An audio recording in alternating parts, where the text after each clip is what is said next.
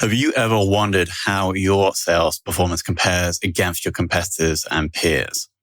The B2B Sales Benchmark Report provides the definitive guide to what success looks like in 2021. See how you compare in terms of win rate, sales cycle, average deal value, relationships, and engagement.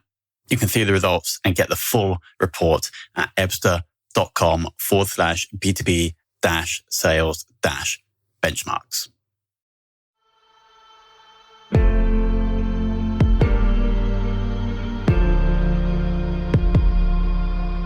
This is Sales Ops Demystified, the #1 most downloaded podcast in sales operations. We invite the brightest minds in sales operations onto the show to deconstruct the why, what, and how behind rep productivity, forecasting, metrics, and all things revenue. This podcast is brought to you by Ebsta, the leading customer engagement platform for Salesforce.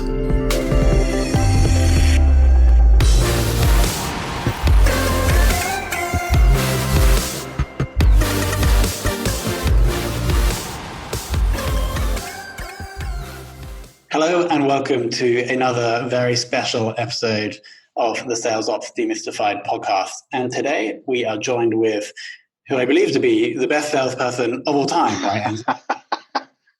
You said that perfectly. Thanks. Thanks, Tom. No. So Enzo DiMichele, currently working at Neural Impact, who are a company that help other sales teams sell better. And we'll get to that. But what we're kind of super interested in is Enzo's history, actually referred by another guest, Mr. Patrick Hogan of Multivista. Enzo's been in the sales game for quite a while, over 20 years, and absolutely has led various sales teams. So let's dig into that. Enzo, welcome to the show. Thanks, Tom. Thanks for inviting me, and happy to be here. So my first question is to try and understand how you moved from the actual selling into leadership, management, and operations. Probably not that different a journey. I got into sales, B2C sales, or B2B sales, and had some really success, really determined or realized early on that I was what I would call an unconscious competent. I was good at it, but really couldn't describe why or help other people get better at it. So it didn't take very long, as companies do. They promote successful salespeople. So I got into sales management and sales leadership. And then it wasn't too long after that before I became a VP of sales, a sales leader for a medium-sized a smaller Canadian technology company. Soon after joining that organization, the sales team, which was mostly inside sales, started bringing me in on deals. So end of month, end of quarter deals, those sorts of deals that were at risk. And we started winning them. So our win rate went up on those. And what started happening is that our quarter end or our month end sales parties or sales events, the team started giving me superhero t-shirts, which at first was kind of cool. It was sort of flattering, but it didn't take very long, Tom, to realize, that's not good.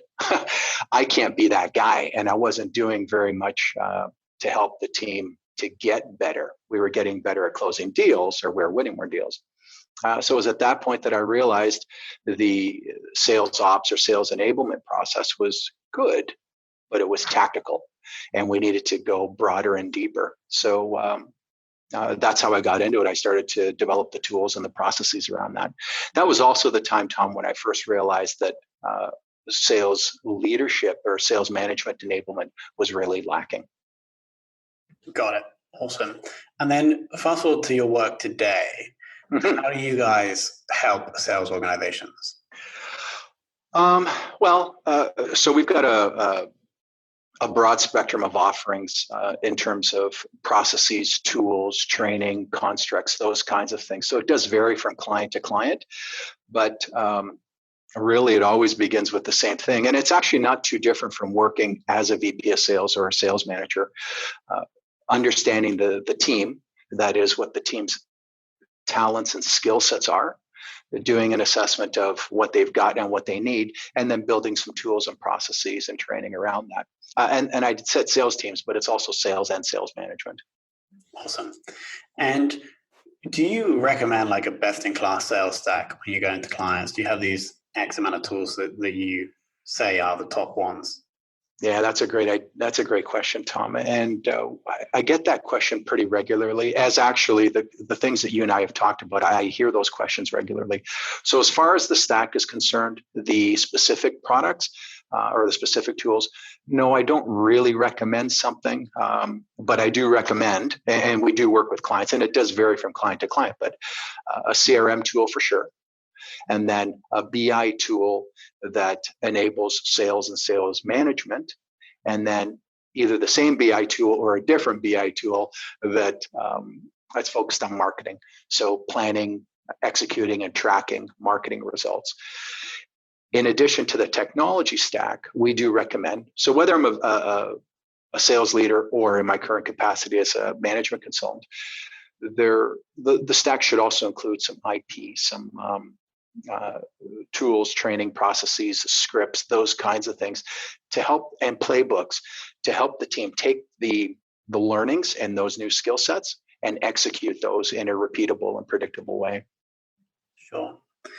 And then on that point, executable and repeatable. Yeah. What can you share something maybe from a previous experience on something you've done along those lines that have directly improved productivity of the reps? Oh, geez, for sure. There's a ton of things, but one of the most important, I would say, is the prospect engagement model.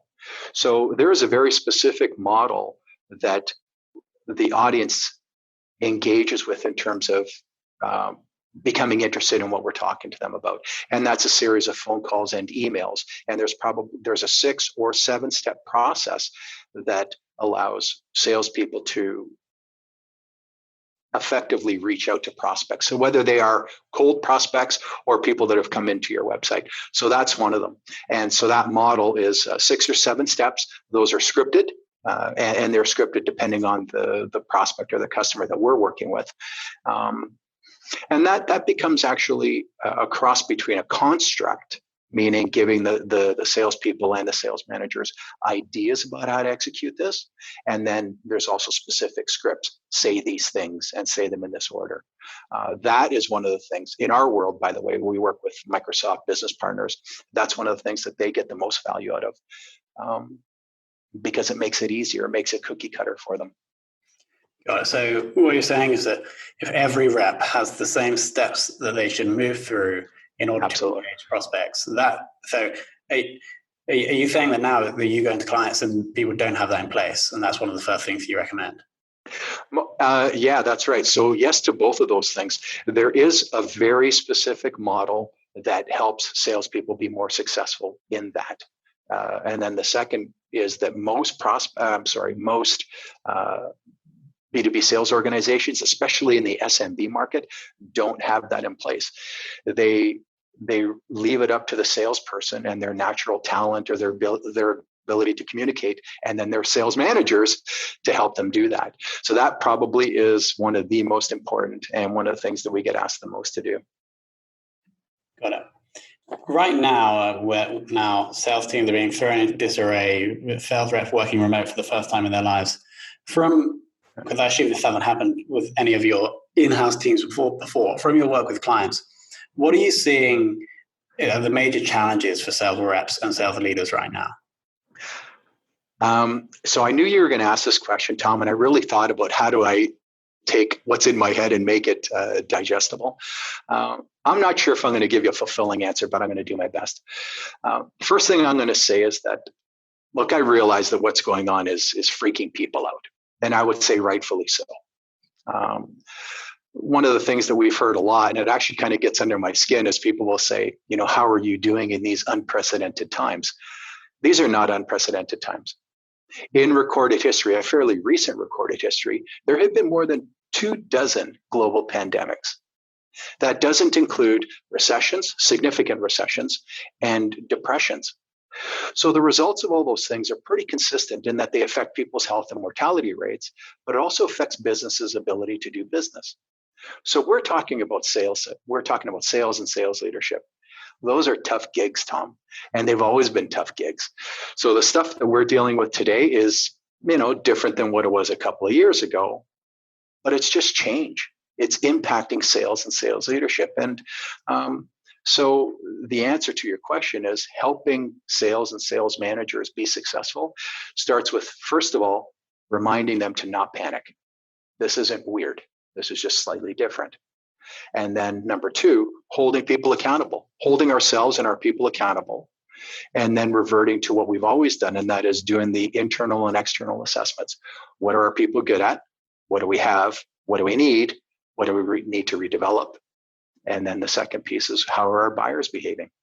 In this particular case, our buyers are behaving a little bit differently, and it needs more remote selling. But the fact is, current and millennial kind of salespeople do this anyway. This is not new news. So this is taking the stuff that's in our head and making it predictable, giving people scripts and constructs. So the difference between a construct and a script is say these words, right? A construct is in these kinds of things, do these kinds of things. So it gives you a chance to build in your own personal art and skill set or talent into what you're saying. So I said a lot of words, Tom. I hope I answered your question. It's a really refreshing answer, actually. It's a thanks. Perspective that I haven't heard, not on this podcast, but actually anywhere on LinkedIn or anywhere. So I did quite enjoy that response. Oh, awesome. Thanks. Well, so as the George Costanza thing, I should probably end the iPod, right? Like, so or the podcast, you end on a high note. Stop now. Specifically on remote selling, as you said, the millennial sellers or a lot of salespeople sell like this anyway. But is there anything that you would share to help a sales operations person listening who's trying to engage and improve productivity of reps remotely that you think could help them? Yes. Yeah. Again, I'm not sure it's unique to this, but I think it's a little bit more pronounced in this current model is that, people are working from home. So there are different things that get in the way of that. The dog, the kid, somebody knocked on the door, whatever. So the first thing is I would say, well, do that assessment. What are our people good at? What do they need? And then create a process and a set of tools around that. Tools or guidelines, let's say that.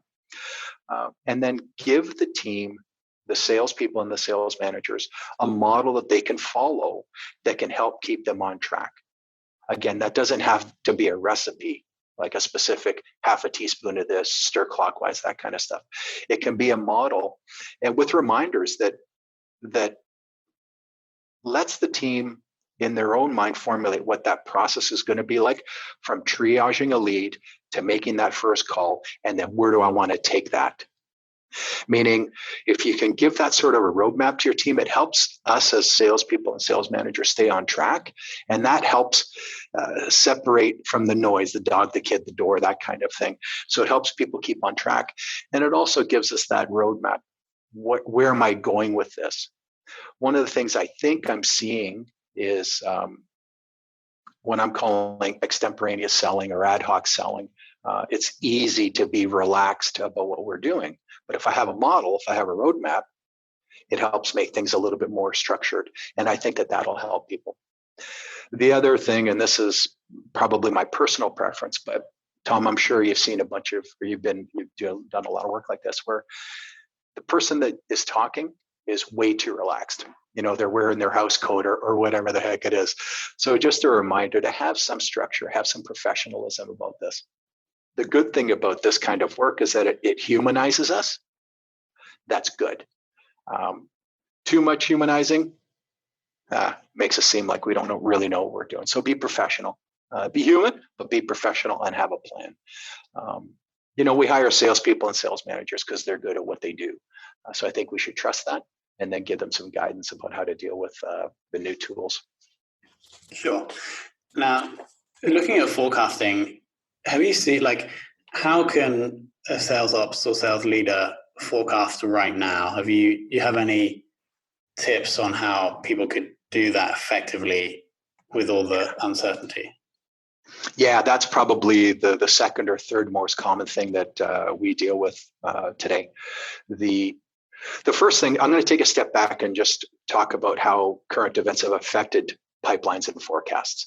So two things. Pipeline is everything that we're working on in the funnel, regardless of qualification or timeline. Forecast is the deals that we've decided that we're going to apply some value to, and that we believe the buyer will make a decision within a defined time frame, whether that's 30, 60, 90 days, 6 months, whatever it is. So whatever our sales cycle is. So the first thing that we saw was that overall pipeline didn't change, but the probability of close of the forecast deals got longer. We lost, you see some deals get fall off the forecast, and that it might come back sometime in the future. So the recognizing that the pipeline didn't really change, some deals fell off or they delayed, but other deals are coming in, new types of businesses coming in, and I've heard this on some of your guests have spoken on this podcast. That's happening. Right. So in my business, for example, we're getting more business opportunities for remote training. And rather than be in front of a customer for 2 or 3 days of face-to-face training in a workshop, we're doing the same sort of content, slightly modified, but split out over 2 or 3 months of smaller, digestible webinars. So, my advice or my guidance is hold the course, recognize what we're good at, recognize what our buyers are going through, and then manage your deals accordingly. So some of the value proposition or the output will change, i.e. more webinars for us. But overall, there was a temporary drop in forecast in closed deals, but we see that coming back. And I think that 2021 is going to be a pretty remarkable year. I don't think I'm an eternal optimist. I just think I'm a realist. I think that those deals that got pushed are going to come in at the end of this year, come in 2020. And then we've got this other businesses happening now. So my advice is stay the course, be pragmatic, understand what your team is doing, understand what they're good at, understand what they need, and then really understand your buyers' motivations. What are they doing? Why are they doing it? And how do we align our process to or our engagement model to align with them? Stay the course, a very uplifting note. Yeah. Don't freak out, right? I say that almost every day. Let's not freak out. We're good. And then on forecasting in general, from previous experience, what have you found to be the most effective process to do that accurately? The most effective process, that's a great question. I know what I'm trying to say, but the words are all rushing to get out of my mouth here, Tom. So again, not that much of a change. I'm going to say that the 3 most important metrics that I look at are commit. So what deals are we committing? What deals are we considering upside? And then win rates. Those 3 things, and I'm going to say regardless of the economic or social model that we're dealing with, looking at those things, and then looking at forecasts and forecasting. What does the buyer need? Why do they need it? What have they described as their buying process? And how have we aligned our selling process? So if we can understand those things, then we can decide, where are we now? What do we do next? So again, not black magic when it comes to forecasting. 3 things, right? What are we committing? What do we think is upside? And and then how are we looking at it? Where are we in the deal and what are we doing with it? Oh, I'm sorry. And our close rates, right? If a salesperson tells me that they're going to close this deal, if they've got an 80 or 90% close rate, then the rest of my forecast review on that deal changes. If a rep is telling me that they're going to close a deal and their close rate is 20%, then it's going to be a little bit more, let's say a little more invasive of a discussion.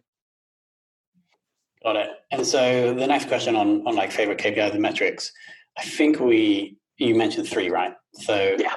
How much are we committing? What is the win rate and what is the upside? And so you're saying that those are the 3. If you could only choose, then you would choose those 3. Yeah, I would do that, right? What are we committing? So, you're betting that this deal is closing. What are the possible deals? So deals where we believe that the buyer is going to make a decision, but the deal, we've got some belief that we could win or we can see a path to victory. And then the third is historically, what is the win rate? And regardless of the economic or social climate, those are the three things that I most often look at. Sure. And then a final question is about who in the world of sales operations or leadership that you would like to take to lunch. Could be someone that you've known and worked with before, or could be someone aspirational. Right. So I'm gonna focus my answer on three people that have actually figured prominently in my life, and like people on your podcast, I've been blessed to work with some great people and to learn things to do and things to not do. So I'm going to give you three people that I'll put forward here. The first, and this is pretty non-standard, I'm going to say is my dad. Dad was a maintenance mechanic in a heavy manufacturing industry, and he was a contractor. So not a typical sales guy. In fact, not a sales guy at all. But Dad, taught my brothers and me that if there's a job to do it. Get out of your way and do it. Don't panic. Don't freak out. Just do the job. And once you start doing the job, you'd be surprised at how well the job gets done. So that's the first thing. The next two, I'm going to say, are really good friends of mine. I've known them for years and years and years, are Glenn Hazen and Mark Stewart. Both of those guys have tremendous talent. So talent, the stuff that God gave us, the thing that's part of who we are. But they've taken that talent and they've really developed and continue to develop their skills, learning, and they approach it in the same way, and that is understanding what buyers' behaviors and motivations are. If we can understand what a buyer is doing and why they're doing that, then it makes it easier to sell to that person. Empathy is one of the most important things we can show to our buyers, and understanding what they're doing and why they're doing it is critically important. And both Glenn and Mark have really shown that to me. And they're great friends of mine. In fact, I'm hoping to see Mark here next week. So he's in Vancouver. I'm in Toronto. I'm hoping to go out there and see him. Fantastic. Awesome. Let me summarize a few things that I picked out here. Okay. My favorite point, as I mentioned already, is your view on the situation and how actually maybe a lot of these deals that have been pushed out and all the salespeople are really concerned about probably would come in at the end of this year or next year. So I really like that point. Next was quite a simple point, that actually reps need a consistent template for prospecting for every different channel. And if you don't have that in place, that's like the first thing. I thought that's quite a fundamental piece, but also very important. And then finally, the framework you have for working with reps or working with sales teams. What are we good at? What do the reps need? And then from that, providing tools and guidelines for them to improve. So Enzo, anything else you'd like to share? Yeah, just on...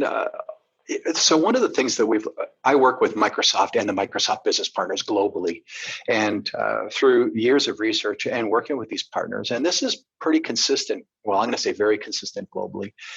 In that SMB space, there are 7 moments that matter in a sales cycle, starting from the very first prospecting call all the way through.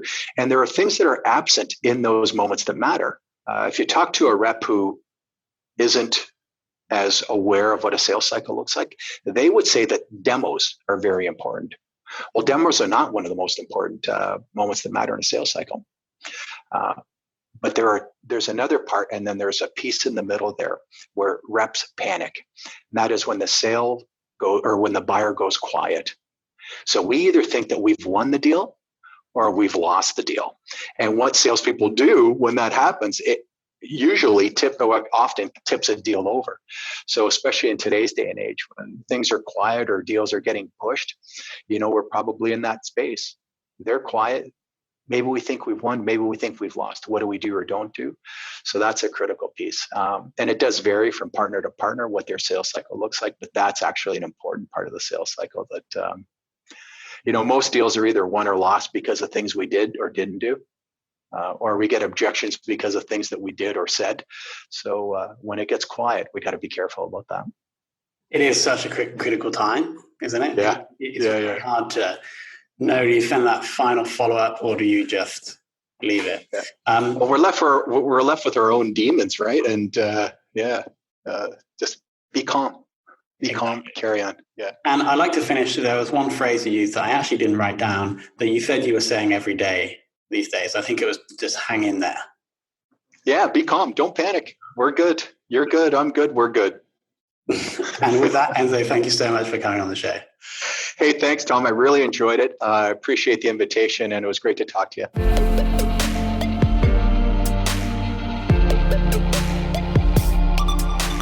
Thank you for listening to this episode of the Sales Ops Demystified podcast. If you are listening on a podcast listening application, then please subscribe, rate, and review. And if you have any questions about the show, if you know a guest, or if you have any questions about sales operations, just hit me up at tomhunt@ebster.com. That's tomhunt@ebster.com.